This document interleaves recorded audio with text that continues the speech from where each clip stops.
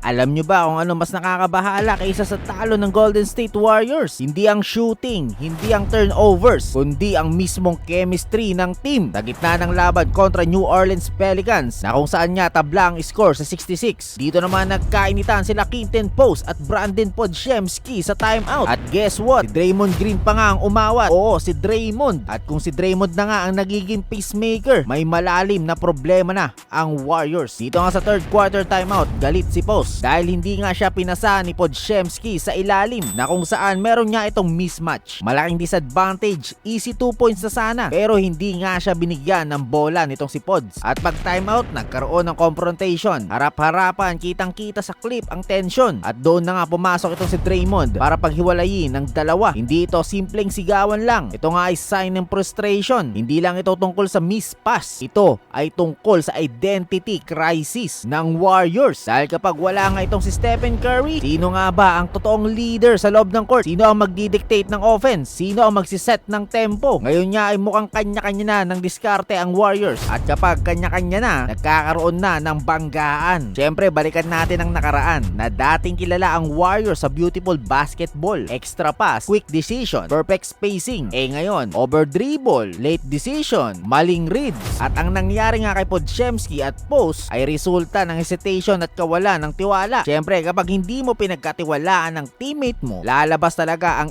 init ng ulo. Sa game nga na yon, sobrang baba ng 3-point percentage nila. At kapag hindi nga pumapasok ang tira, siyempre tumataas ang frustration. At kapag tumataas ang frustration, lumalabas ang tunay na emosyon. Pero ano nga bang role nitong si Podziemski? Si Podziemski ba ay scorer, playmaker o combo guard? Si Post ba ay focal point sa loob o role player lang? Kung hindi nga malinaw ang roles, ay magkakaroon talaga ng banggaan ng ego. At iyon nga ang nakikita natin. Hindi ang sigawan kundi ang body language. Kapag ang mga batang player nga ay nagkakaroon ng visible frustration sa isa't isa, ibig sabihin may problema talaga sa system. Si Draymond nakilala sa pagiging mainitin. Siya ngayon ang naging calming presence. Ibig sabihin lang nito, alam niya na manipis na ang pasensya ng team. At kung babalikan naman natin ng mga nakaraang laro ng Warriors, close games na hindi nila matapos, offensive draw sa crucial moments, turnover sa late game, kawalan ng go to play kapag dikitan. Hindi nga isolated incident ang nangyari. Ito ay pattern. At ang nangyari sa timeout, symptom lang talaga yon. At ang pinakamalaking problema ng Warriors, hindi shooting, hindi defense, hindi injuries, kundi kawalan ng identity at leadership. Kapag wala ang superstar, kapag ang young core ay hindi pa handa at ang veterans ay hindi na dominant gaya noon, nagkakaroon talaga ng transition chaos. At ngayon, nasa gitna ang Warriors ng identity shift. Kung hindi nila maayos ang communication at roles, magpapatuloy lang ang inconsistency, lalala ang frustration, posibleng may trade moves bago ang deadline. At syempre, mas maraming viral moments ang lalabas. At tandaan nyo to, ang mga ganitong maliit na sagutan, madalas nagsisimula sa maliit pero lumalaki kapag hindi naaayos. Sa tingin nyo ba, normal lang ba ito sa isang competitive team? O ito na ang simula ng breakdown ng Warriors chemistry? Syempre, comment down below. Like na rin, syempre, kung gusto nyo ng part 2 tungkol sa posibleng trade solutions. At subscribe na rin para sa mas malalim na NBA breakdown. Warriors fans, handa na ba kayo sa katotohanan?